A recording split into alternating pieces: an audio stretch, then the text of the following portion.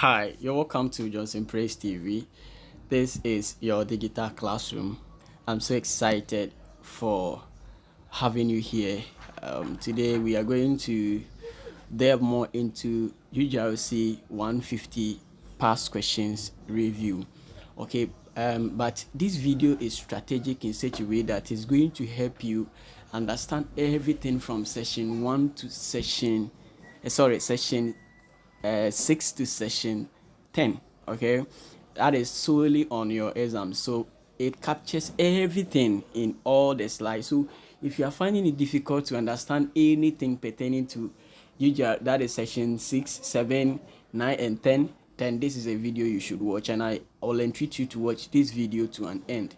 If you have not subscribed to the channel, please make sure you subscribe, and also what turn on your notification bell to get access to all the videos I release. I'll be releasing 3 videos on UGRC 150.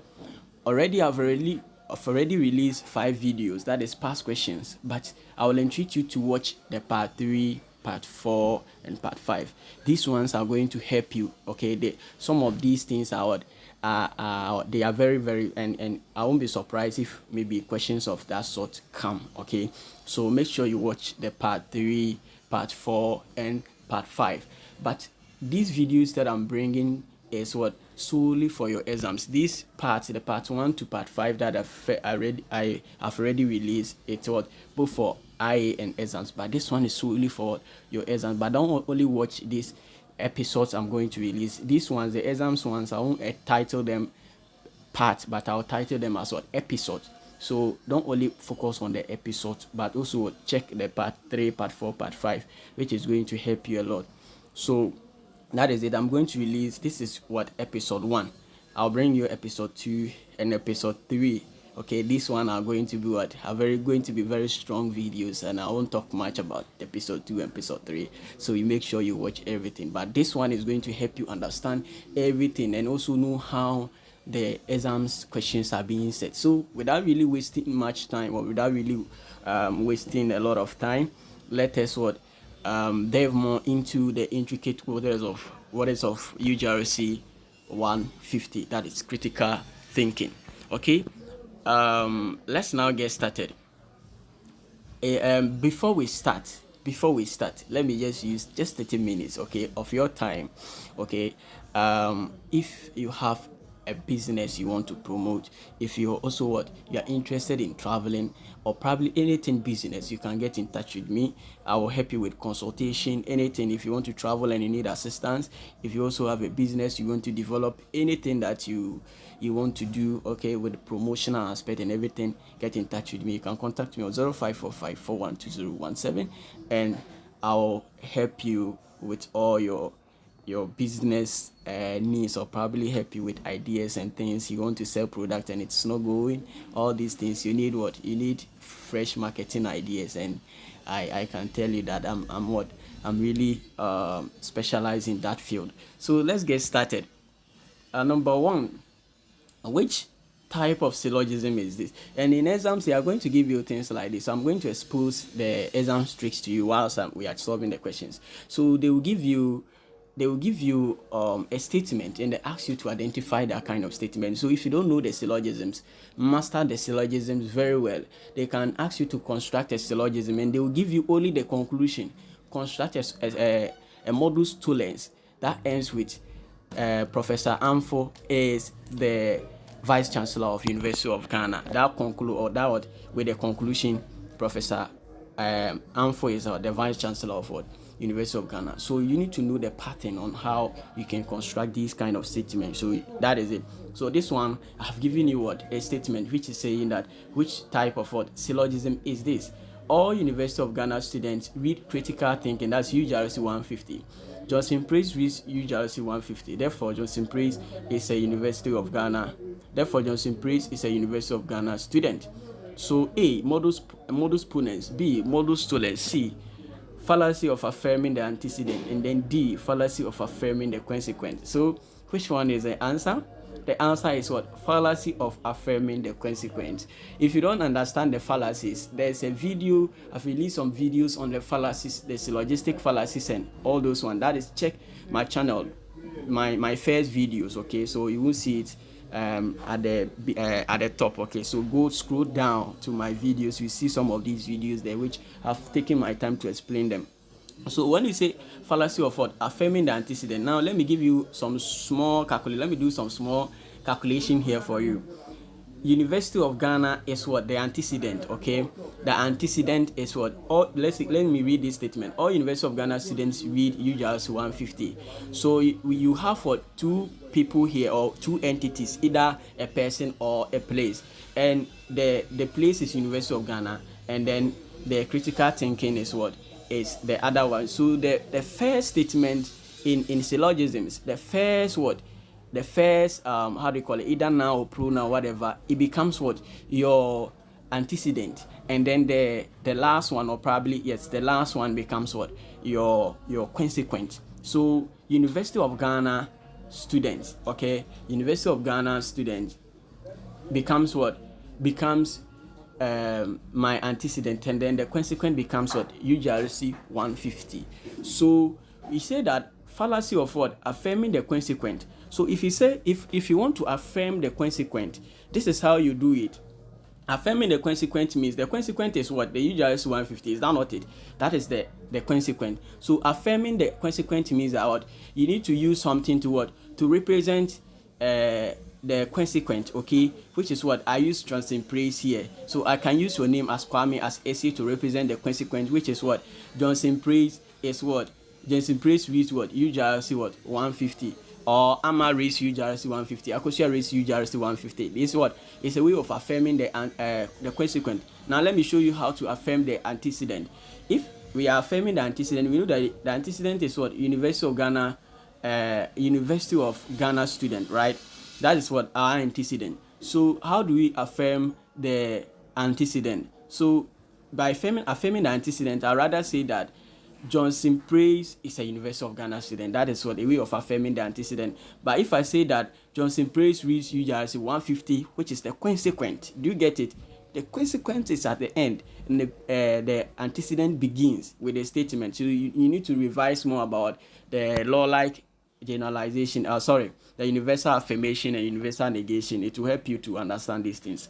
So now we have already what? Affirmed the how do you call it? The antecedent, which is UGRC 150. So when they give you syllogisms, okay, if it is modus ponens, modus tollens, okay, and then how do you call it?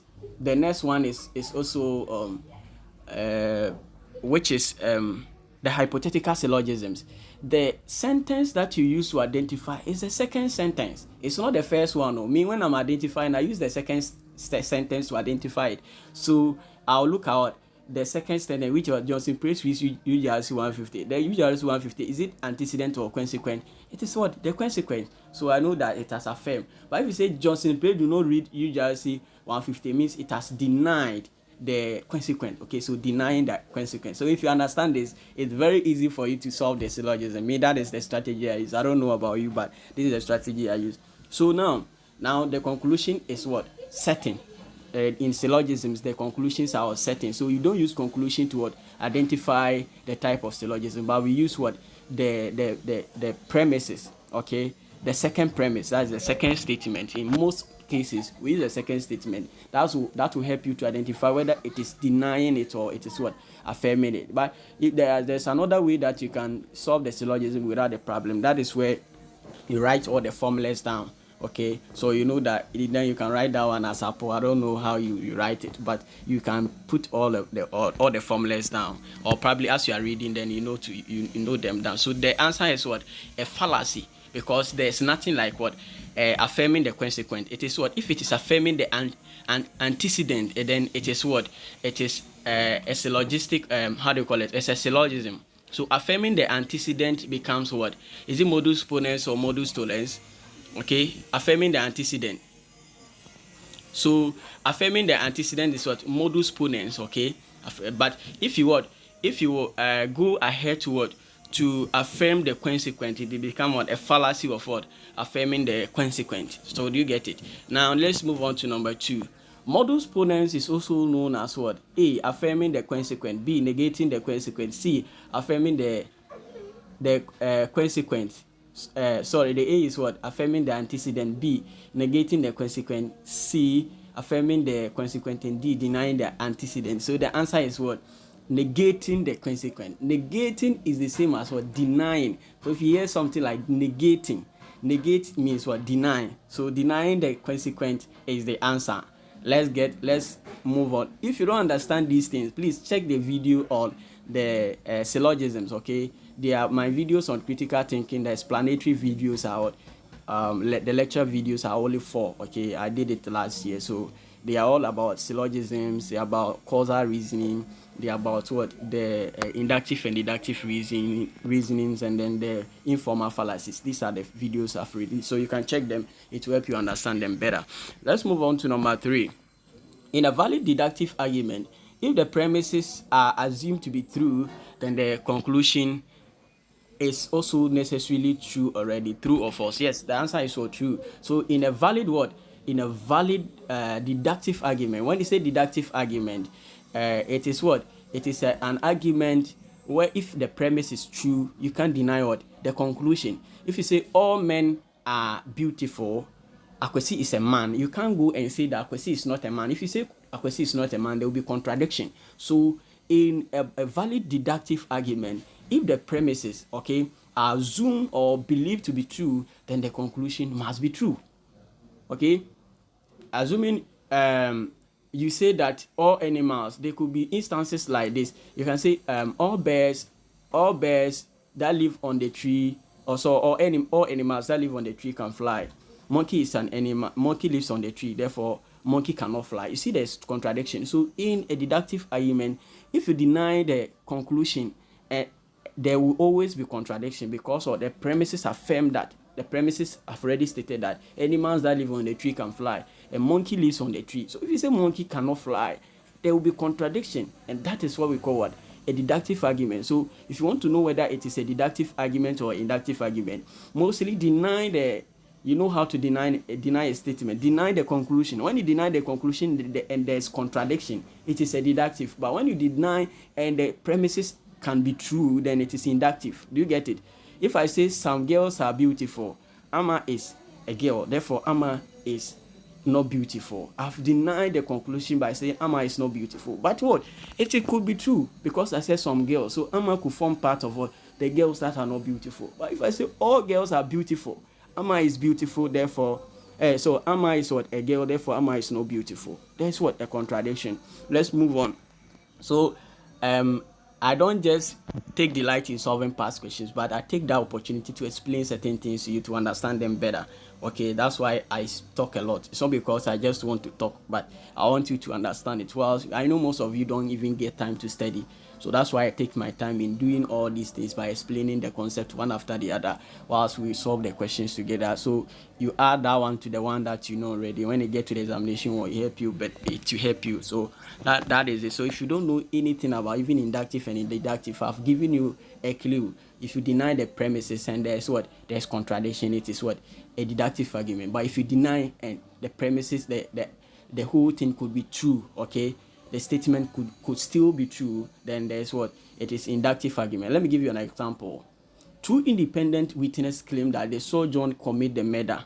Two independent witnesses claim that they saw John commit the murder. John's fingerprints were found on the murder weapon, and John himself came to testify that he killed the person. Okay, this type of argument, which type of argument is this? Kindly drop it if it is inductive or deductive argument. Drop it under the comment section and let me know. Okay, so just drop it. If it is just write what try question 1.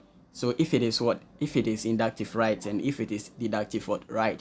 Now this argument, there's what? There's high certainty. Okay, there's high certainty that John could be the one. John is the one that killed the murder, because two people saw him what? Committing the murder, and his hand, okay, his blood is found on the what? His hand is found on the murder weapon when they were to do what? This kind of what? how do you call it, verification, they notice that what his hand, he also what touched the murder weapon. And aside that, he himself confessed. So it has what high probability. I can say there's what 99% surety that this one is what true, or 99% certainty. Okay, it has what a high predictive power. But this statement can still be denied. The judge can rule that John didn't kill the murder. Do you get it? That is what an inductive argument. This is an inductive argument because it is an inductive argument. Despite all the evidences leveled against John, he himself confessing. Let's take like I want to inherit. There's inheritance package between myself and my brother. Our father has passed on, and now my father wants to take all the property, and I say I won't believe. My father used my name on the will, okay, or in his will that I should inherit him. My brother wants to kill me, and I'm not allowing him. Let's say like he take me into captivity or into hostage, and he gives me a weapon and then kill somebody and use my hand to touch the person and threaten me that if I say that I'm not the one that killed the person, he will kill me. You know, there's fear in me. So if I get to even the court or the how do you call it, if I get to the court, okay, there's a possibility that I'll say that I'm not the one who I'm the one who killed the person, considering the fact that they have also captured, they have also arrested my what, or they have taken my children into captivity, okay, they've taken them into hostage. There's a possibility that I'll say this to save my children, because if I don't say, they will kill my children. Do you get it? So that's why the high evidence here, it could still be what? Be false, that he was forced into that. So a deductive argument, it's what? An inductive argument, okay, is what? No matter the kind of evidence you present in that argument, it could still be false. But in a deductive argument, if you present, if you deny it, okay, it will what? It will be how do you call it? It will be there will be contradiction. So deductive argument is an argument of what? Certainty. Okay, if the premises confirms it, if the premises confirms, how do you call it? The premises what make that claim, the conclusion has to confirm it. If the conclusion doesn't confirm it, there will be contradiction. That is it. Let's move on to number 5. In every so number 5 we have solved it, so it is true. Number 6, the argument dash is an example of, so we are coming to what? This is an argument, and we are coming to look at digest this argument. So most Canadians are hospitable. Setomi is a Canadian, therefore he is hospitable. Most Canadians are hospitable. Setomi is a Canadian, therefore he is what? Hospitable. So which kind of argument is this? The argument A, inductive argument; B, predictive power of hypothesis; C, deductive argument; and then C is what? Deductive argument, and D is strong argument. The argument is what? An inductive argument, because of what? The word some here. Some makes it what? Makes it an inductive argument, because it didn't include what? All Canadians. Say most, sorry. The word most makes it what? An inductive argument. It didn't include all of them. We didn't use what? A law-like hypothesis or universal generalization. We didn't use universal generalization here. We use what? A law-like hypothesis. Okay. The law-like hypothesis is also the same as the universal generalization, right? Yeah, they are the same. Law-like hypothesis and then universal generalization. So this is what? A statistical hypothesis that we use here, that most Canadians are hospitable. Most Canadians. But if we could have said that all Canadians are hospitable, Setomi is a Canadian, therefore Setomi is what? Hospitable. It would have been what? A deductive argument. But the word most here makes it what? An inductive, because it could be that Setomi is also what? It's not hospitable. But I'm just what? Making a hasty generalization. Do you get it? Now let's move forward. So if you follow this video to an end and you go and get any low mark in the critical thinking, I need to put you down, okay, and lash you. We need to lash you. Yeah, they will be too akonya, so need to because I'm explaining the concept one after the other for you to understand. If you don't know anything now, you know the syllogisms, especially the patterns. You know more about the inductive and deductive arguments now. So as we proceed, you get to know everything about section 6 section 6, 7, 9, and 10. Let's move on. It is dash to say deductive argument move from general premises to particular conclusions, while inductive argument move from what particular premises to general conclusion. So A true, B wrong, C certain, D none. So the answer is what? Wrong. So it is wrong to say that a deductive argument move from what general premises to what particular conclusions, while what an inductive argument move from a particular premises to general conclusion. Number 9. Deduction is a topic neutral, but induction depends on the subject matter, true or false. So the answer is what? True. So deduction is a topic neutral, but an induction depends on what? The subject matter. So this is what? True. Number 10. To complete the deduction argument below, all students are dating. And then there's what? There's a dash. Okay, so the second premise has been omitted. So the conclusion say that Officer Fred is dating. So what will be the second premise here? All UG students are what? Are dating. Dash. So Officer Fred is what? Dating. So the answer becomes what? Officer Fred is a UG student. So it will be in this way, this format. All UG students are dating.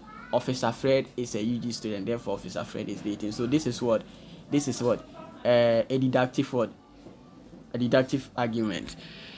Number 11. Reference class means A, the object, B, definition, C, the person or the thing the sentence talks about, and then D, the predicate. So the answer is what? A person or thing that the sentence talks about. Okay, that is what? The reference class. So if let's use the example I gave here. All UG students are dating. Officer Fred is a UG student, therefore Officer Fred is also what? Is dating. So let me use what? Officer Fred is a UG student. So this statement, let me use this statement. Officer Fred is a UG student. So this one, how do you go about this? Which one is a reference class? The person that the sentence talks about is Officer Fred. Officer Fred becomes what? A reference class. Do you get it? Officer Fred becomes what? The reference class, because he's the one the sentence is talking about. He's talking about him, that he's a University of Ghana student. Okay? Or he's describing his status, his educational status. Right, let's move on. Number 12. Universal or law-like generalization has an exception, true or false. It is what? False. When you say something is what? Universal generalization, it has no exception. It has no exception. It means that it is what? When it is talking about evers, it say all evers are bad, all evers are good, all evers are charitable. So this one without what? Any exception. If it's talking about women, it say all women are cheat, all women are bad. Okay, the statement didn't what? Exclude any women from it. Do you get it? So this is what we call what? The universal or law-like generalization. Okay, universal or law-like generalization. It didn't what? Exclude anyone from it. If it's talking about pastors, it says all pastors are what? Are powerful. Do you get it? This is what? A universal or law-like generalization. But if it is what? If it says that some pastors, it becomes what? It becomes a statistical what? Generalization. A statistical what? Hypothesis. Because there's what? With a statistical what? Hypothesis, there's what? And what? An exception. So this statement is what? A statistical what? Hypothesis, and not what? Universal what? Or law-like generalization. So statistical what? Hypothesis has an exception, but universal or law-like generalization has no exception. So the one that has an exception, if he's talking about women, say some women are bad. If he's talking about students, say some students are smart. Do you get it? So the sum makes it what? Take some people out. It means the people that are not smart, it has taken them out. So there's what? There's an exception here. Do you get it? Let's move forward. Number 12. Shamson and Officer Fred are the newly elected JCR president and vice respectively. This is an example of A, confirmable statement, B, verifiable statement, C, general statement, D, law-like hypothesis. So Shamson and Officer Fred are the newly elected JCR and vice. respectively. Okay, they are the JCR president and vice respectively. So which one are we talking about? Is it what, a confirmable statement or verifiable statement? So Shamsin and Officer Fred, we can identify the reference class. Okay, which one is the reference class? The reference class here is what? Officer Fred and what? Shamsin. Shamsin and Officer Fred are the reference class. So since we can identify and count them, okay, so it becomes what? It becomes a verifiable statement. So verifiable statement is the same as what? Is the same as how do you call it? A particular statement. So verifiable statement is the same as what? Particular statement. So they are the same. There's no difference. Okay. So this is what? This, we can count them. We can determine the reference class. The reference class is what? Officer Fred and what? Shamsin. So a statement which reference class is determinate is what? Is a particular statement. A statement which reference class is not determinate or infinite is what? Is a general statement, or how do you call it? A confirmable statement. Confirmable statement is also known as what? General statement. Now number 14, negate this statement. Alcoholics are womanizers. Alcoholics are womanizers. So negate that kind of statement for me. When you say you are to negate it, make it a negative statement. So how do you negate it? Please, number 14, I want everybody watching this video to participate in this. Drop it. I'm talking to you, Kweku. Yes, I am the one I'm talking to. You that Koshia, yes, you are the one I'm talking to. Drop it under the comment section. Negate this statement for me. Okay? Negate it. Emmanuel, you are the one I'm talking to. So negate the statement for me. Which one? So what will be the answer? So I'll check it under the comment section and give you my comment on this. Okay, so drop it. I'll give you my comment. So in negating it means that what? All alcoholics are not womanizers, because I said all alcoholics are womanizers. So to negate it means what? Or make it what? It becomes what? All alcoholics are not womanizers. So that's where we say what? Negation. So when you say negating the antecedent, it means that if the antecedent is Kwame and you are to negate it, it becomes what? Kwame is not. All let's take like all Saturday bonds are Kwame's. Okay, and we say you are to what? Negate it. Okay, and I will say that Akwasi is not what? A Saturday bond. Let me put it this way. Let me give you another example. This one it may confuse you. So let me check it. Let me change it. To negate this statement, all University of Ghana students are brilliant. All University of Ghana students are brilliant. So brilliant is what? Brilliant becomes what? The consequent. Okay, and then University of Ghana student is what? The antecedent. So I say negate the consequent. Okay, which is what? Brilliant. So I'll say that University of Ghana students are not brilliant. So it is what? A way of negating it. So if you understand this, the negation and then the affirmation, it becomes so easy for you to do the syllogisms. So let me put it another way. Convert this statement to affirm this statement. When I say affirm it, it means that what? Make it a positive statement. So if I say all men are not scam, all men are not scam, affirm this statement. If I say affirm this statement, it means that you have to make it what? All men are what? Are scam. Okay, so you have what? Affirm it. Do you get it? All men are what? It's already in a negative form. So to affirm it means to change it to a positive form. Do you get it? So let's move on. Number 15. Inductive argument is known as. So this one, there has been some changes in your slide. So I'll leave this question. Okay, I'll leave this question. So inductive, there has been some changes, which is number 15. I will leave it out. There's also another question that I'll leave it out because there has been some changes. If I continue with that, they will call it a cause contradiction. I don't want to create any kind of what contradiction. Okay, but in the old slides, that was the answer. But right now, if I see this thing, it means I'm contradicting you. So let's move on. Number 16. Identify the reference class in the statement below. The moment I entered the examination hall, I saw Tommy and Nuno. The moment I entered the examination hall, I saw Tommy and Nuno. So which one is the reference class? A, Tommy. B, examination hall. C, Nuno. And then D, A and C. A and C. So the reference class, the moment I entered the what? The examination hall, I saw what? Tommy and Nuno. So we have what? Tommy and we have what? Nuno. Okay, so the reference class becomes what? A and C. That is what? Tommy and what? Nuno. The moment I entered there, I saw Tommy and then Nuno. Okay, based on what, how the sentence is constructed. If I was so to be part, I'll say what, it is I, Tommy, and then Nuno. Do you get it? But there hasn't, the option didn't clearly what come up with what Nuno. Sorry, I. You yourself was not, it didn't include, they didn't include you as an option, so you don't also invite things that are for that you have not been asked to do. So that is number 17. Affirm the statement below. No goat require vaccination. No goat requires what? Vaccination. And I say what? Affirm it. So you say that what? All goat requires vaccination. No goat require vaccination is what? It's an universal what? Negation form. So to affirm it means you have to, all good requires vaccination.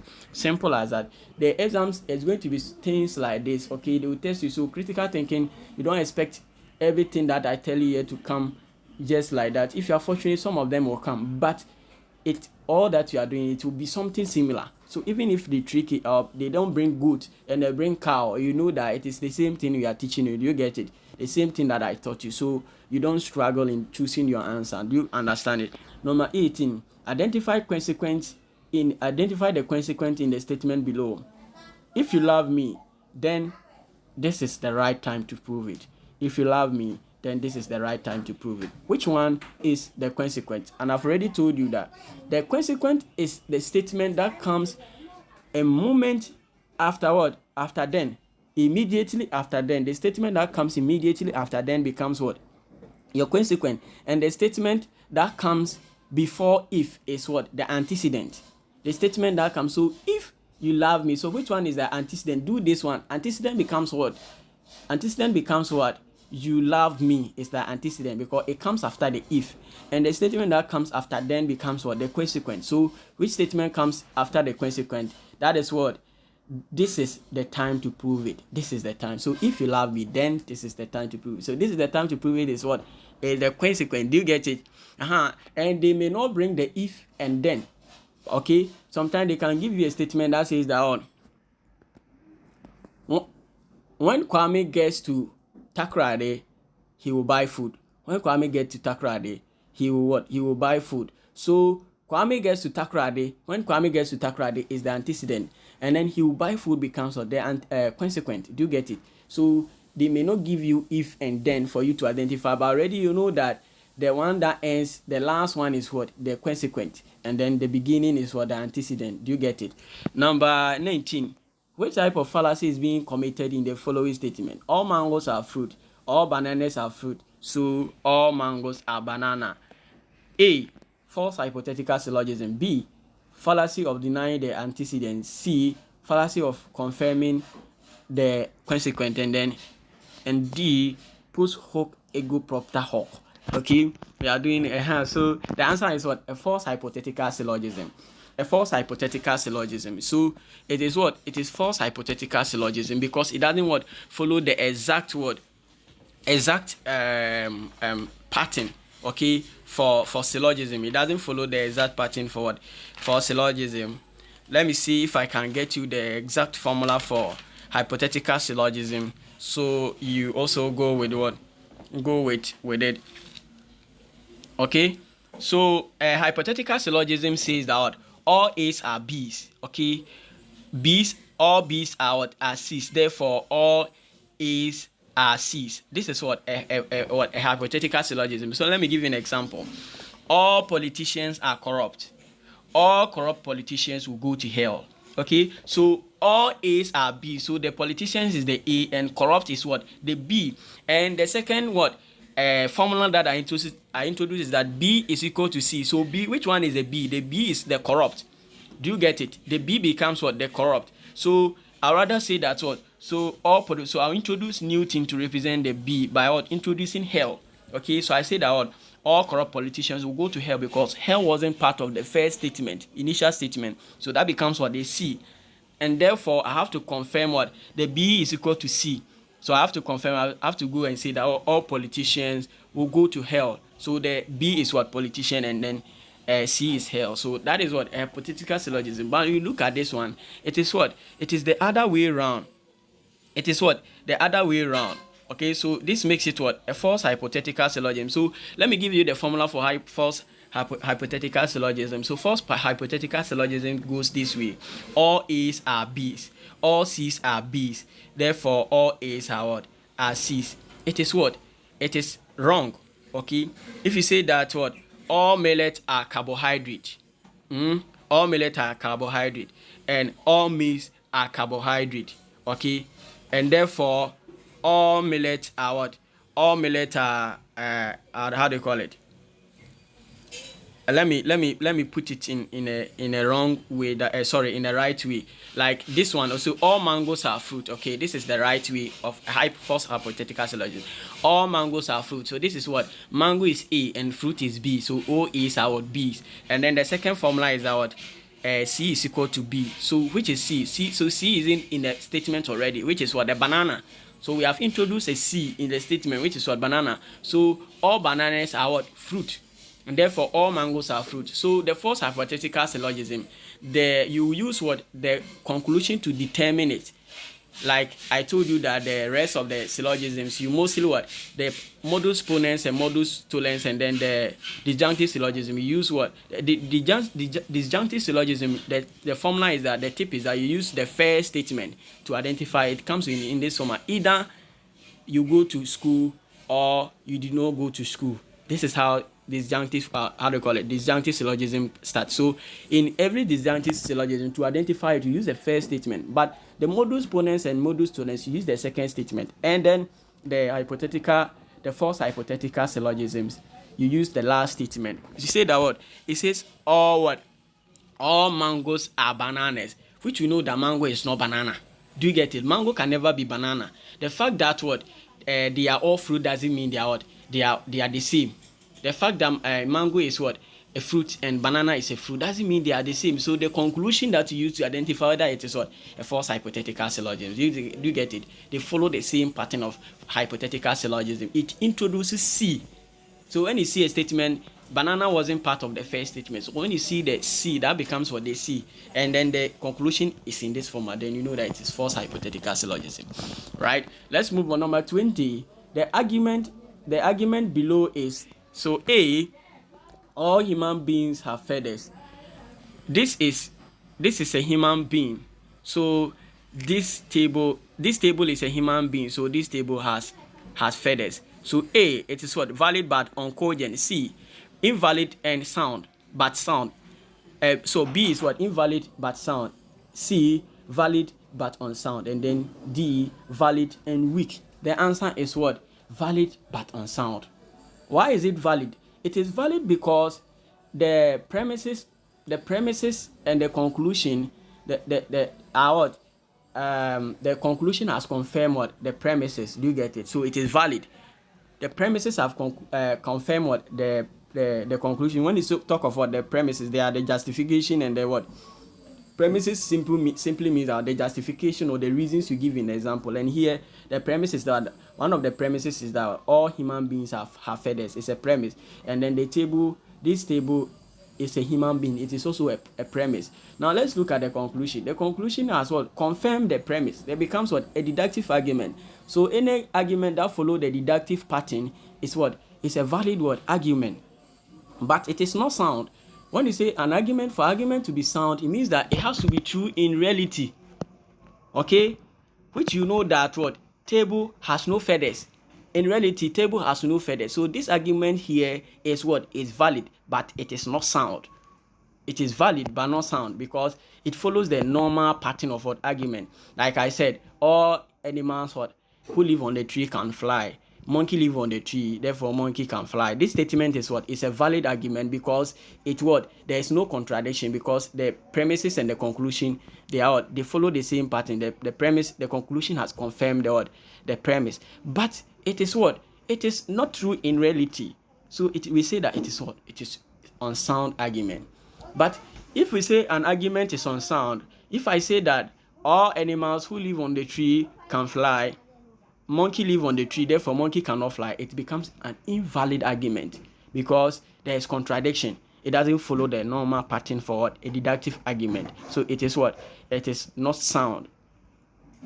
Okay, it is what? It is invalid argument. So they'll be giving you things like this to test you. Invalid. So it'll be all these things I'm doing. So before we finish, you will do everything on section 6, 7, 9 and 10. Okay, so this is the genesis. So if you watch this one now, it will prepare you. The reason why I'm bringing you this one, I'm preparing you for the questions I'm bringing. That one there, it is randomized. So from what all the sessions and these questions, you can't afford to miss them. I'm telling you, you can't afford to miss the two questions, the two episodes I'll be bringing. That episode 2 and episode 3. That is what it's a very great. I won't say D2 again, okay, but I'm just giving you the hint or the intel, right? Let's move on. Number 21. The statement below is an example of A. Let's read the statement. It says that all voters interviewed said they will prefer a recount of the ballot. All voters interviewed say they prefer a recount of the ballot. So A, statistical hypothesis. B, confirmable statement. C, particular statement. And then D, predictive power of hypothesis. So which one is this? This statement is what? It says that all voters interviewed. So is this what? A particular or general statement? It is what? A particular statement. Somebody will say, why he said all? But we counted them. Can't we identify the number of people that we counted there?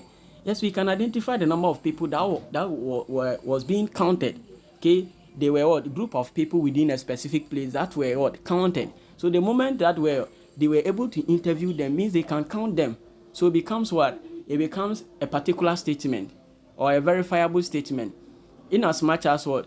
It starts with all doesn't mean it is what? A general statement. So these are things you should pay attention to. So if you can identify the reference class and count them, then it is what? If I say then all the students in the class, it is a particular statement. Even though it starts with all, but they are in a class. They being in a class means I can count the number of people in the class.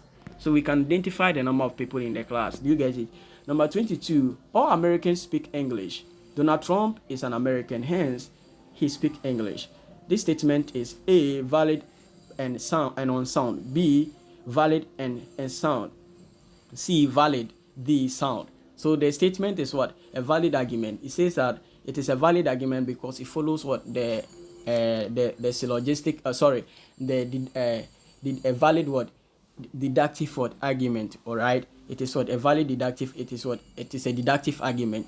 And secondly, is it true that Donald Trump is an American? Yes, it is true that Donald Trump is what? An American. So this makes it what? A sound argument. If I could have said all Americans speak English, John Mahama is an American, therefore John Mahama speak English, then it would have been what? A valid and unsound argument. It is valid because I said that all American and Mahama is an American. Yes, but in reality Mahama is not American. Do you get it? So that makes it what? Unsound, but it is valid. Number 23.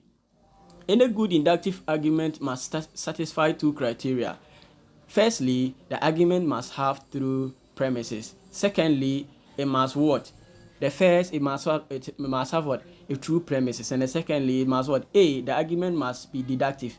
B, the argument should have an uncountable reference class. C, the argument must be strong. And then D, the argument must be cogent. So the answer is what? The argument must be strong. Number 24.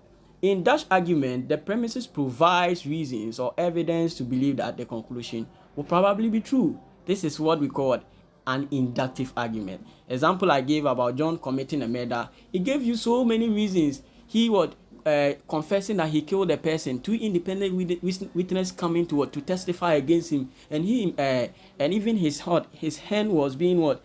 He even touching the murder weapon, but it was still what? It could have still be false. So there's what? You give enough reason, but that doesn't mean that what? The answer or probably your reasons are true. It could be what? It could be false in as much as you have given enough reasons. That doesn't mean that you can even call the pastor or somebody else to come and testify that he killed the murderer, but it would still be what? Be false. The judge can say that, oh, you people, all that you are saying is nonsense. The person didn't kill anybody. You can't say anything. Even let's agree that even the person agreed that he committed the murder. Everybody is saying that, oh, you have killed somebody. The mother can come and say that the son, this is not how he trained the son. Do you get it? So in as much as somebody can get an argument based on what? The conclusion you have made, it becomes what? An inductive argument. The mother can come and say, I didn't train him to kill people. So all that you are saying, it is what? It is some kind of hatred you have for my son. Do you get it? So this is what the it is not inductible, it is not inductive, it is not enthymem. It is what it is, how do you call it, an inductive argument. Number 25, the statement fair girls are bad, therefore Nadia Buhari is bad. It's an example of A, weak argument, B, enthymem, C, fallacy, D, incomplete argument. So this is what an enthymem. An enthymem has only one premise. It is what? It is an argument, okay? It is a syllogism with only one premise. A syllogism with what? Only one premise is what we call what? An enthymem. So you see that all fair girls are bad. So Nadia Buhari is bad. It is what? It is an enthymem because it gives you only one premise and conclude it that because you are fair there, you are bad. Because you are you what? You have braided your hair, okay, or you are a Rasta man, you are bad. All Rasta men are bad. Therefore, how do you call it? Black sheriff is what? Bad. Do you get it? This is what? An enthymem. That is what? A syllogism with only one premise. Let's move on. Number 26. An enumeration. What type of enumeration is this? I dated Amma and she cheated. I dated Ya and she cheated. I dated Mansa and she cheated. I dated Afi and she cheated. I dated Zainab and she cheated. So all women are cheat.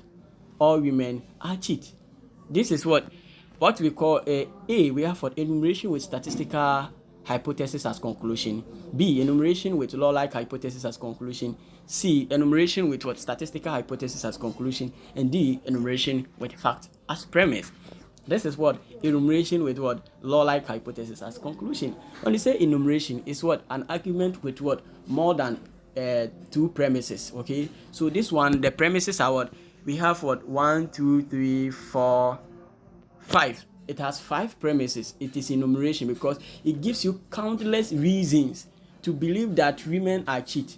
But despite the countless reasons that are being given here, okay, so the person has what? Has a claim here.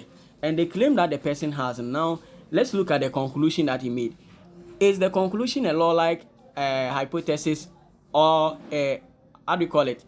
Is it a law-like how do you call it? Conclusion or a statistical hypothesis as a conclusion? The whole thing is what? It's a law-like hypothesis because it's all women are cheat. So all becomes what? A law-like. Do you get it? It's a law-like because of what? The word all women. All women. But if I say some women are what? Are cheat, then we'll say it will say what? The answer will be what? Enumeration with statistical what? Hypothesis as what? Conclusion. This is it. Number 27. When a theory is falsified, then empirical scientists can be certain that it is true or false. When a theory is falsified, then empirical scientists will be certain that it is true. That answer is what? False. Okay. So when a theory is falsified, okay, the empirical scientists will be certain that it is what? Not true. Okay. So the answer is what? False.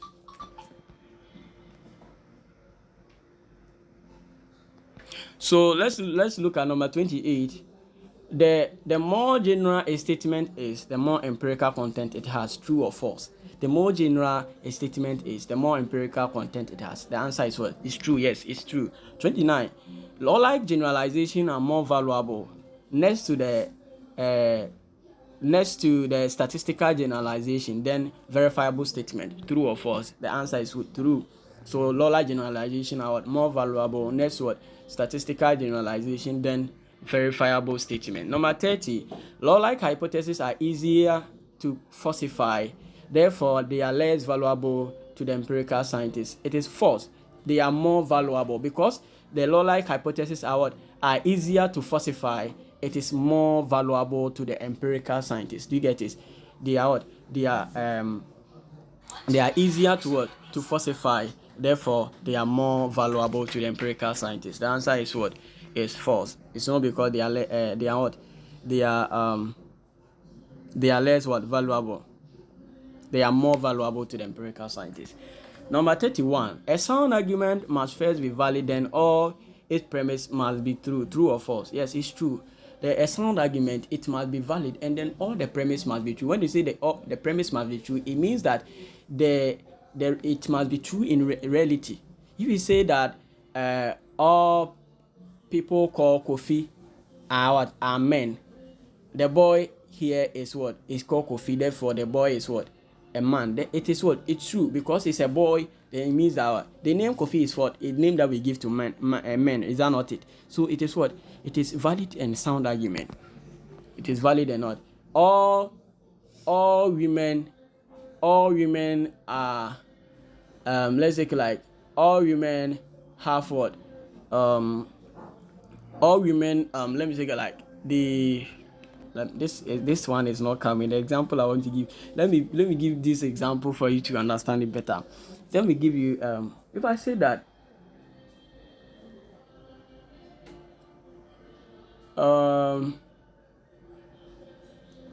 okay, the example is not coming. I wanted to give you a clear example. If I say that all how do you call it, animals, okay, all animals that how do you call it, hey, this one, it can be false. Let's move forward. When I get the clear example, okay, all men, let me give you the Socrates example. There's what example on what Socrates. Let me give you example on this for you to get it. So if I say that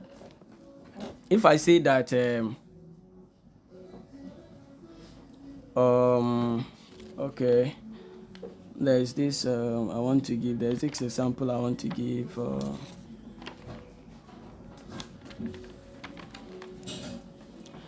Okay, so anyone who gives State of the Nation address is the President of Ghana. Nana Akufo-Addo gives the State of the Nation address. Therefore, Nana Akufo-Addo is the President of Ghana. It is true. Anyone, you can give State of the Nation address if you are not the President of Ghana. Do you get it? So it is valid and what? And true. It is valid and sound. Number 32. Scientific statements are statements that are capable of being true or false and are not testable. So scientific statements are what? They are statements that are capable of being true or false. It is true, but they are not testable, makes it what? False. And they are testable. So scientific statements are what? They are capable of being true or false. And they are what? They are capable. Okay? They are what? They are testable. So because they are true or false, you can test it easily. Do you get it? So they can ask you in exams that scientific statements are dash. Then you should be able to tell that they are what? They are capable of being true or false. Do you get it? They are capable. And this one, I'm expecting it to come. Number 33, the statement, tomorrow it will rain or it will not rain, is an example of A, scientific statement, B, empirical statement, C, a pseudo-scientific statement, and then D, falsifiability. This one is what?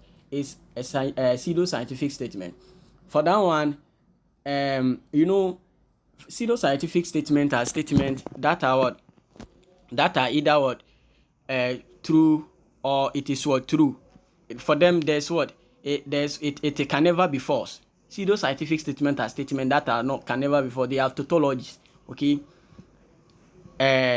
If I say that tomorrow it will rain or it will not rain, yes, I have what? All the probability. It is two things that will happen.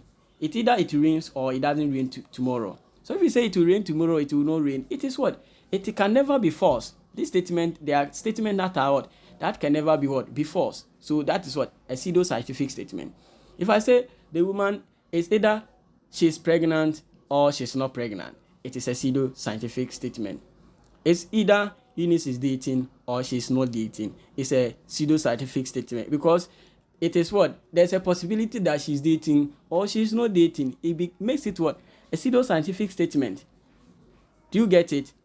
If I say this, it's what? It's a pseudo-scientific. If I say Felicia, it's either Felicia is dating or she's not dating. It's a pseudo-scientific statement.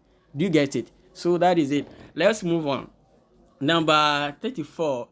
Falsifiability is a sign that the statement is A, normative, B, scientific, D, empirical content, and then C, empirical content, and D, predictive part. So falsifiability means that the statement is scientific. These things are very, very important things you should pay attention to. They are trickish, and the possibility of they coming is very high.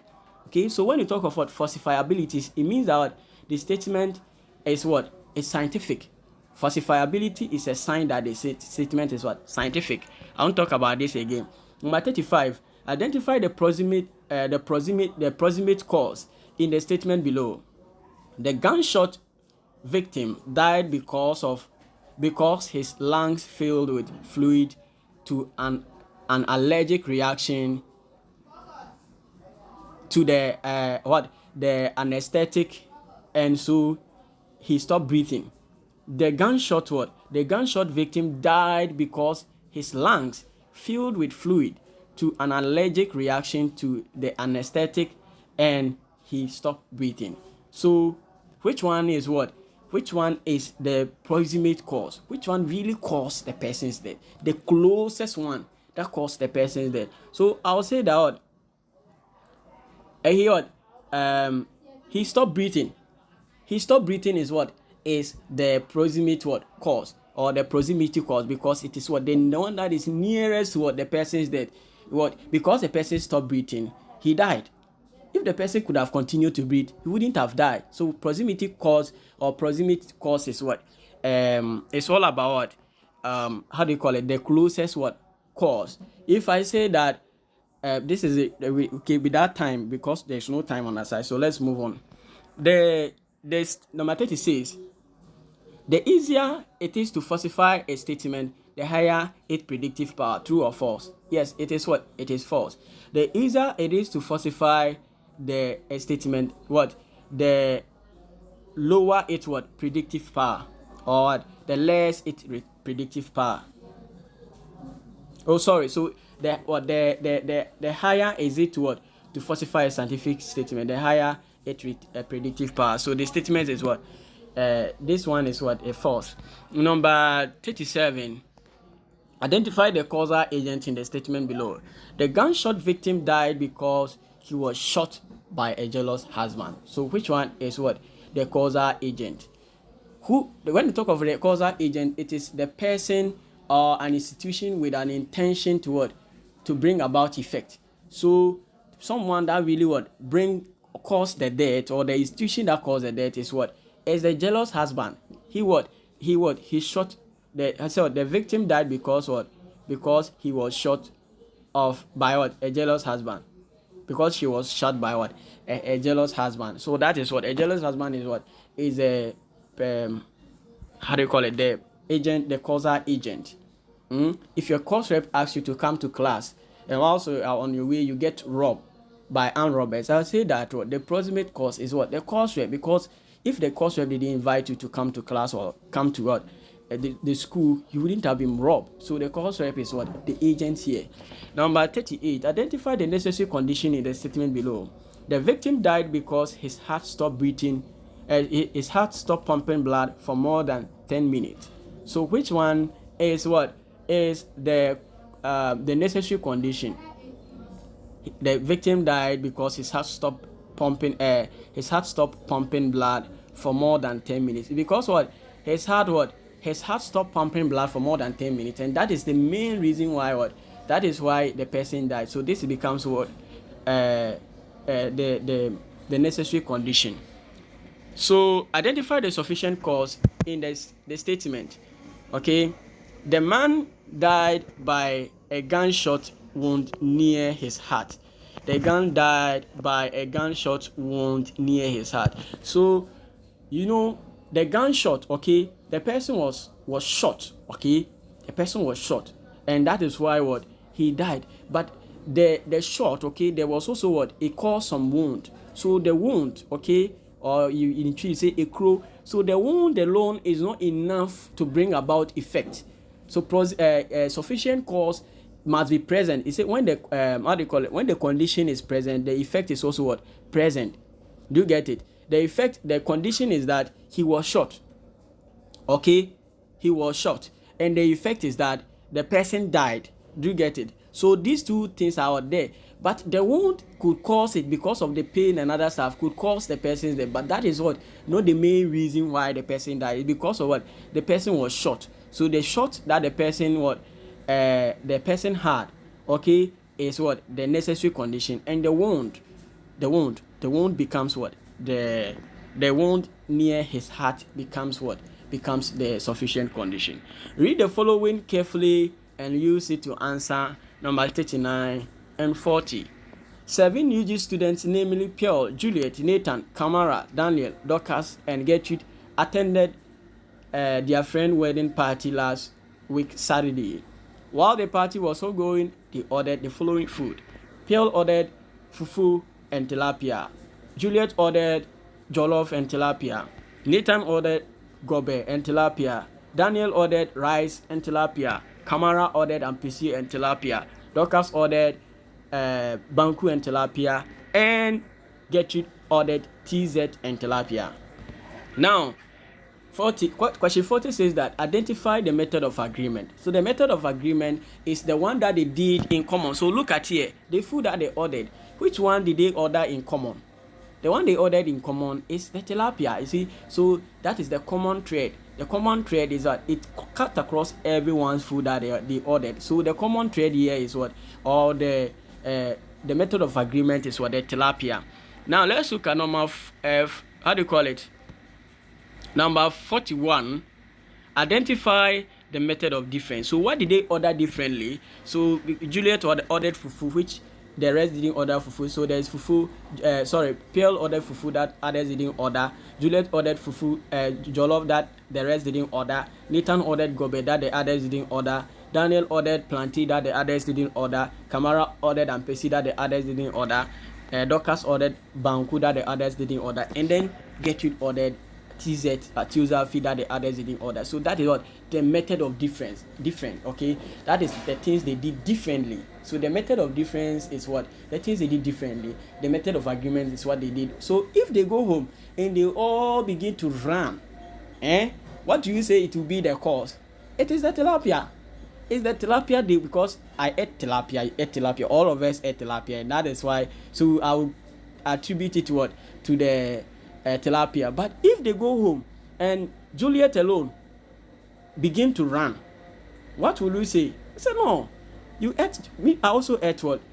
How do you call it? I also ate tilapia. I didn't run. Another one will say I also ate tilapia. I didn't run. So I don't think that tilapia is the cause. It's because of your jollof. The jollof that has caused what? The stomach problems for you. So do you get the difference now? The method of difference and then the method of what? And let me take this advantage to explain what the joint method of agreement. Let's take it like right now. Now the joint method of agreement is what? When you put the method of agreement together, okay? The method of agreement, this is what? The method of agreement is what? The tilapia. And then the method of difference is what?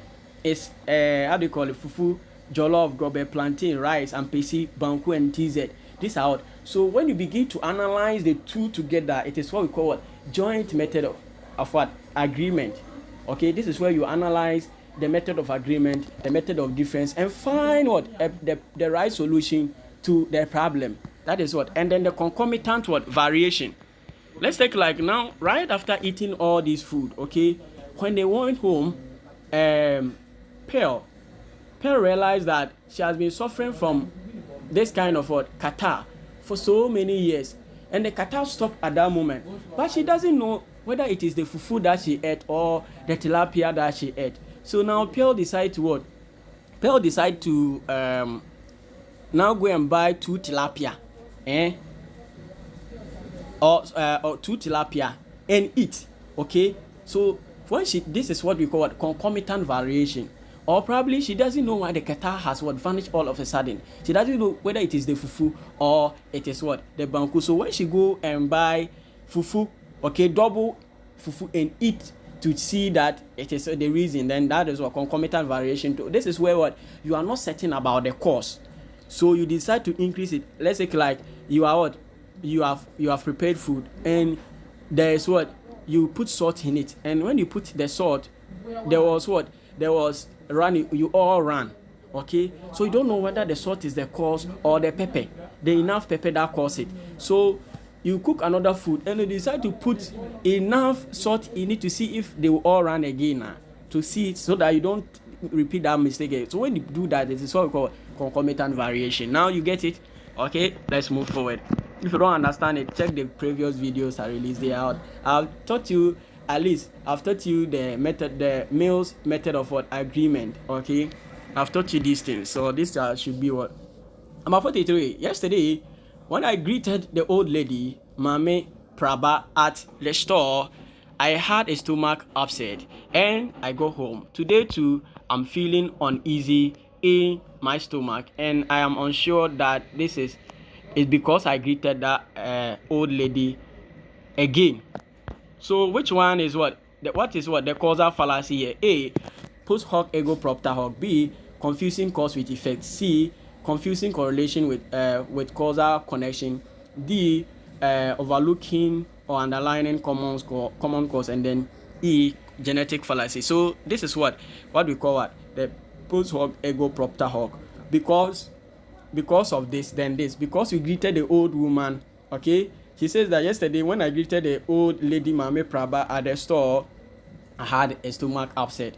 And when I go home today too, I'm feeling uneasy in my stomach. And I'm sure that because I greeted that old woman again. So because you greeted the old woman and you felt sick, and another one time you have also greeted a woman and you felt sick, you think that it is the cause of what? The problem. This is what we call what? Post hoc ego propter hoc. Because this thing happened here, and this is what, that is the reason. Because what? Because I went to church today, someone gave me money. Do you get it? Because I went to church today, any day I go to church, someone gives me money. Today I went to church again and someone gives me money. So you attribute it to church, but that could also be what? Coincidence. So that is it. Number 44. Number 44. As people stay home and poisonous gases in the atmosphere is reduced,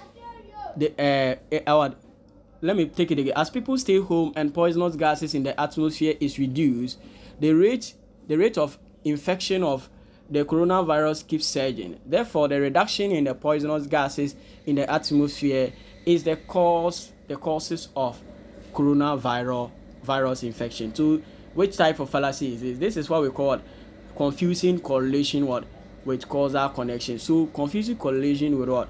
Causal connection. And this is it. Okay. Let's take like you anytime. Okay. Let me give you a clear scenario here for you to understand it better. Okay. So confusing. This is what.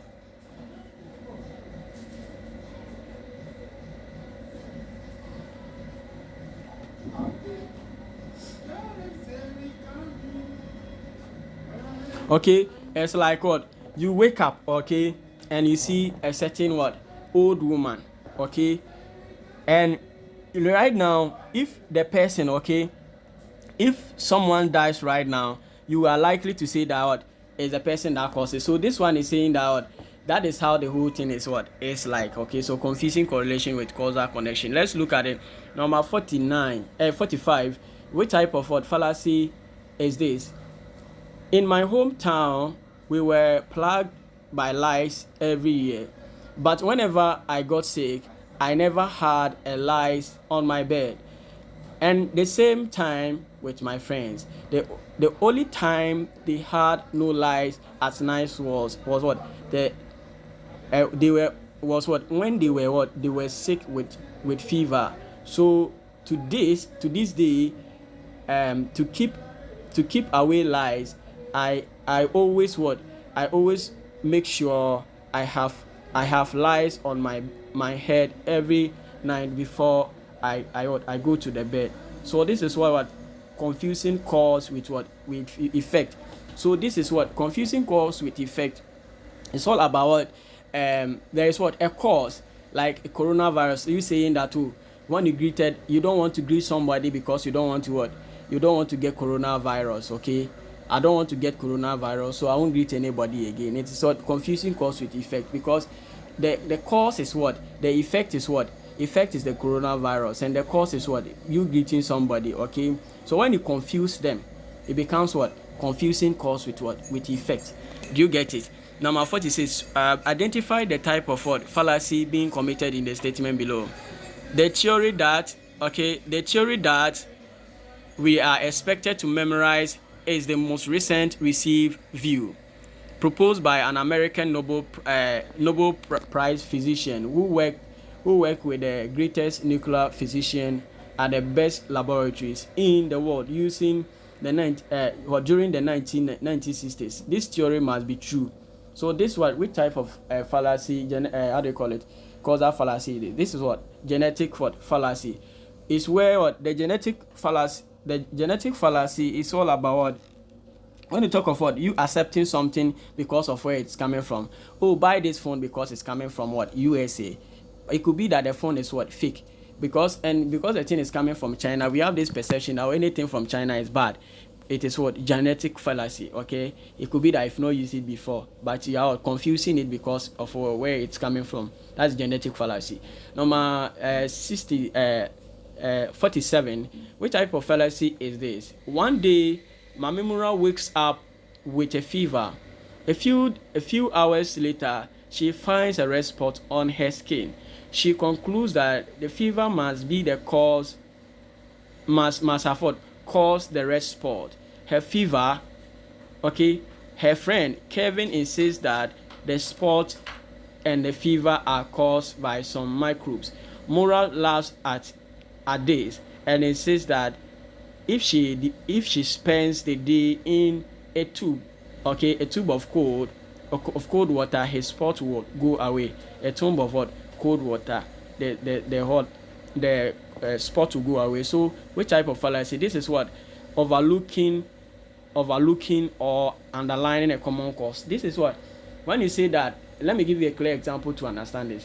It's like you saying that Kwame married at the church of the Apostolic Church Ghana, and he got rich. So I also what? Marry at Apostolic Church Ghana because I also want to become what? Rich. This is what we call what? Overlooking. It could be that they did something right, and that is why they got rich right after marrying, and not because they married at what? Apostolic Church. Or you say that Kwame is what? Having a laptop, and he had A, so you also have to get a laptop because you want to get A. It could be that despite the laptop, he did something differently. So you are confusing what? You are overlooking something that Kwame did. Okay, you say that Cote d'Ivoire won the African Cup because of what? Because because they were being favored. But it could be that they did extra work, and that is why they. So this is what? Overlooking or underlining a common cause. Number 48. Form a disjunctive syllogism with a conclusion. Atayi stole the money. Atayi stole the money. So drop it under the comment section. 48. Form a disjunctive syllogism with a conclusion. Atayi stole the money. They will give you things like this. It can be a how do you call it? So now practice these things, and they can give you a negative conclusion. So when they give you a negative conclusion, check the part 3. The part 4 and then part 5. There are some things like this in the videos. Okay, so you can check them and see. Okay, so when they give you the conclusion, you have to form. So you say, well, Atayi stole the money. This is not where you are going to write symbols or write formulas. Your lecturer was complaining that most of you have been giving symbols and try to write plenty things. They don't need plenty things. They want to understand it. So if he says, write a disjunctive syllogism with a conclusion, Atayi stole the money. This is how you go about it. Either Bribi Richard or Atayi stole the money. Bribi Richard didn't steal the money. Therefore, Atayi stole the money. Abesi super pepe. So when they give you, this is how you go. You don't go and explain anything. Don't stress yourself. You don't have time. Number 49. Cogent argument is strong argument with all true premises, true or false. It is what? It's true. Number 50. Which type of argument is this? About 24% of all living human beings are women. Oprah Winfrey is a human being. Therefore, Oprah Winfrey is a woman.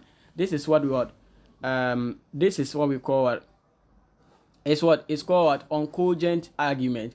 It's uncogent. Why is it when you say something is cogent? Okay, it is what? When you say that this is what how about 24% of living beings are what? Women. Oprah Winfrey is what? Is a human being, therefore she's what? She's a woman. It is what? Uncogent. It is uncogent because of what? The 24%. If you would have said that 70% of living beings are what? Women, and Oprah Winfrey is a woman, then I can say that yes, this is what? You are making sense here. But with this one, it has what? It is weak. This argument is what? A weak argument, okay? It becomes what? Uncogent. Number 51. An argument has how many parts? It has two parts. 52. The use of more than one connotation of a word in the same context without any signal or shift with the intention to manipulate or persuade is called equivocation. 53. The expression people who lack humility has no sense of beauty, because anyone who has a sense of beauty has what? Humility. This is an example of what? Begging the question. So, okay. Identify the fallacy being committed in the following statement. Please, sir, I deserve a better mark than F for UGRC150. Look at my parents. Look, my parents got a divorce. If they see that I get an F, they will just blame each other. The fighting will start over again, and I'll be very sad. So this is what we call appeal to pity. He is what? He is appealing to the lecturer just because of what? For what? For the divorce or for the parents. Okay, so the person is what? Appealing to what? The lecturer to what? Dash some marks to him. So it is what? Appeal to what? Vanity. Appeal to pity is the same as what? Appeal to vanity. Right? Number 55. It is what? It is well recognized by most people that the statement it is well recognized by people that the present technological revolution has affected the ethical basis of nations, institution of education. Since this belief is widely held, there must be a little doubt of its accuracy. Which type of what?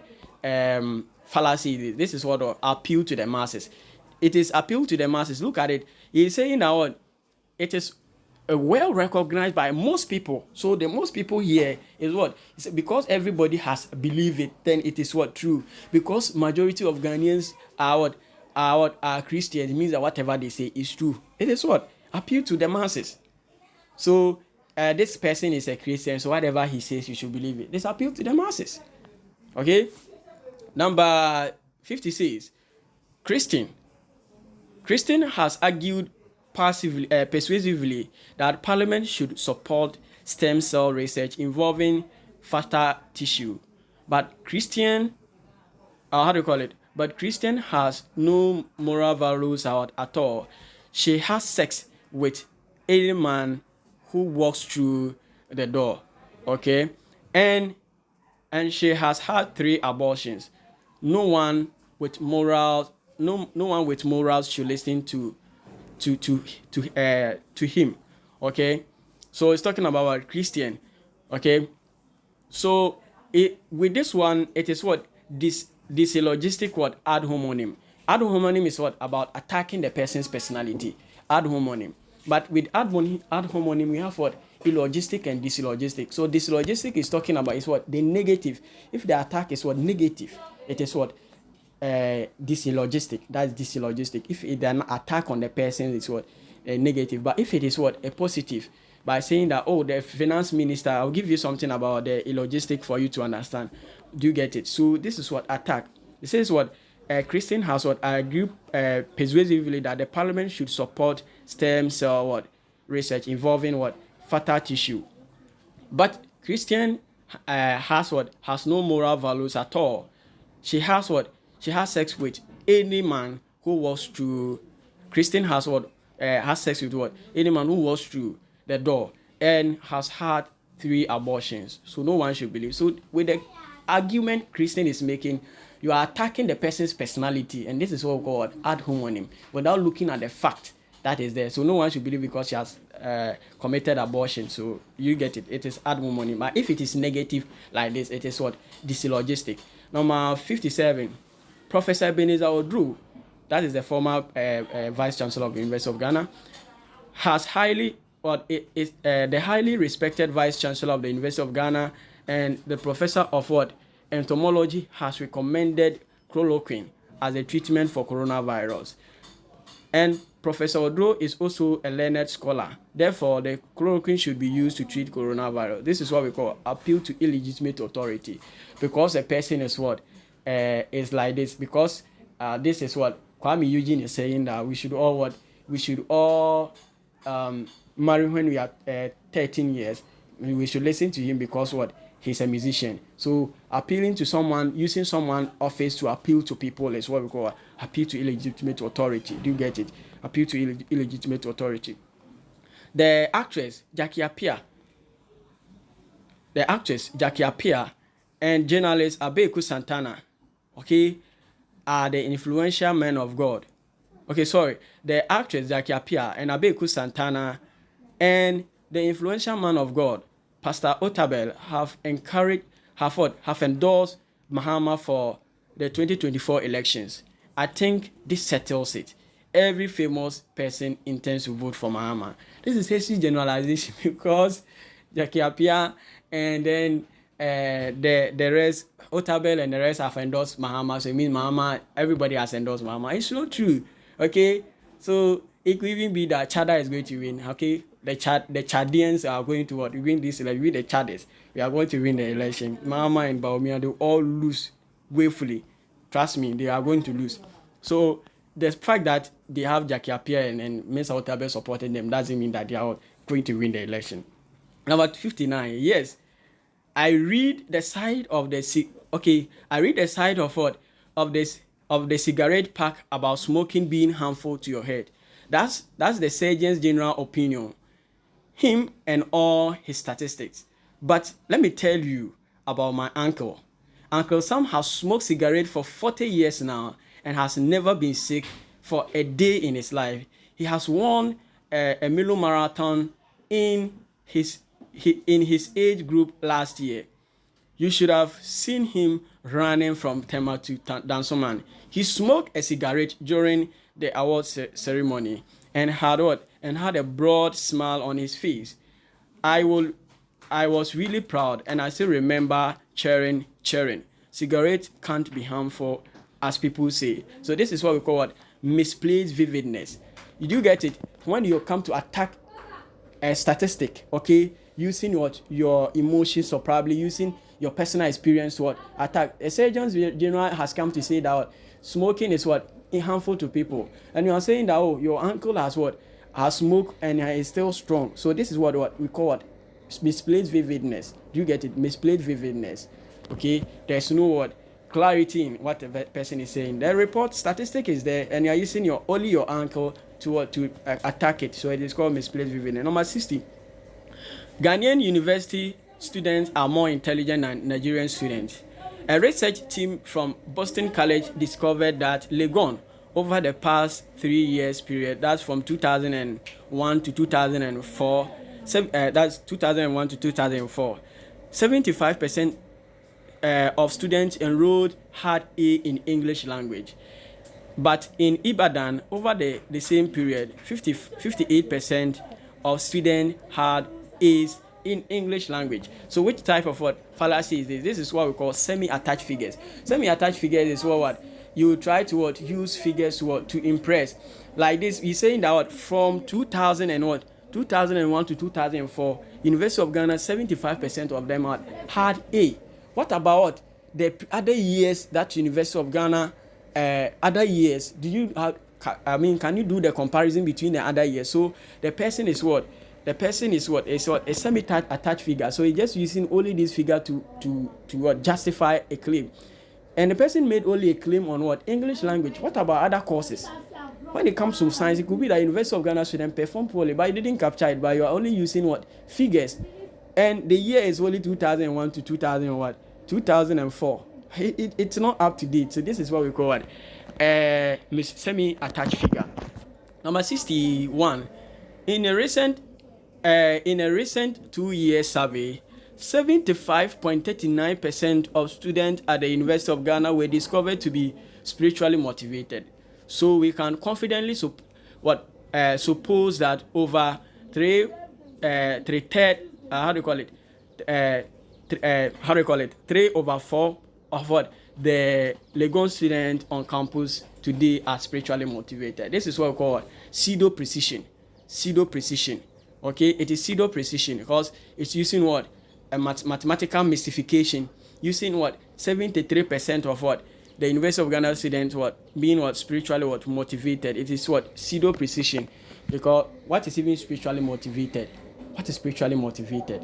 Well, this is spiritually motivated. So it's what it is not really clear, right? Pseudo precision. 62. Yes, sure. The media claims that former President Mahama is government official one in the Airbus scandal, but the media, the media you are referring to is Peace FM, and you all know Peace FM's what credibility, don't we? Peace FM doesn't like NDC, so my bro, we should dismiss this claim coming from them. So this is what we call genetic fallacy. When you counter a claim based on where it's coming from. Like I said, because a phone is coming from China, so he said the phone is bad because it's from China. But it could be that now China is producing quality goods. Okay, the olden days that they used to produce these old or these fake goods, but now they have advanced themselves. So you don't make such claims. It's a genetic fallacy. 63. Officers of the AMA task force assaulted the family of John Addo at Makola, killing his wife, and they were also involved in the destruction of the Melcom building at Accra. That and with great loss of life. The conclusion is that the Accra AMA task force officers are just pack of killers. So this is what we call hasty generalization. Because of two incidents, you are basing on it to say that AMA workers are probably the task force are pack of killers. It is hasty generalization. The finance minister, Mr. Ken Oforiatta, is the most honest and eloquent person to hold his office. Therefore, the argument of increasing taxes cannot possibly be flawed. This is what we call the illogistic. Okay, it's you are attacking. It's attacking, but because of this is the positive aspect of it is illogistic because of because it's coming from Ken Oforiatta. It cannot be it cannot be wrong or it cannot be false. This is what we call the illogistic ad hominem. Number 65. Either you marry me right now, or I'll be forced to leave you and never speak to you again. I'm sure you wouldn't want me to leave. You wouldn't want me to do that. Therefore, you marry me right now. This is appeal to threat, because you have to it's either you marry me or I leave. So because you don't want to leave me there, then you have to marry me. It's appeal to threat. He is threatening you. Okay. In a way, appealing to you, but in the other way to threatening you. This is what called appeal to threat. Number 65. So number 70, when you get to that's the last one is 70. So number 65. 60 says, people who lack humility have no sense of beauty, because everyone who has sense of beauty has also has humility. This is begging the question. This is begging the question. So people who lack humility have no sense of beauty, and anyone who has sense of beauty has humility. Is begging the question. Number 67. Form a false hypothetical syllogism with the conclusion, all maize are rice. So this is how you go about it. All maize are carbohydrate. All carbohydrate and all rice are carbohydrate. Therefore, all maize are rice. You see why I told you that you always use the end to justify it. Now look at it. Is maize a rice? Maize is not rice. Do you get it? This is how false hypothetical syllogisms are. Number 68. Which of the following fallacies manipulate data? The one that manipulate data is semi-attached figure. Semi-attached figure. They use figures to justify or probably make a claim. Number 69. Which of the following fallacies manipulate language? Which is the fallacy that manipulates language is called equivocation. Fallacy that manipulates language is called equivocation. And number 70, which of the following fallacies changes the subject? The fallacy that changes the subject is called ad hominem. Ad hominem. Ad hominem changes the subject. If you have not watched to the end, make sure if you have not watched all the full video, make sure you watch. And this what I've brushed you through everything from section 6, 7, 8 and 10. Sorry, 9 and 10. Make sure you share it with your friends. Let every one of your friends watch this video. Watching this video alone, okay, and understanding the concept is enough for you to get A in the course. And I'm expecting you to get A. Okay, make sure you subscribe and then like and share it on your various platforms. Thank you for watching. God bless you.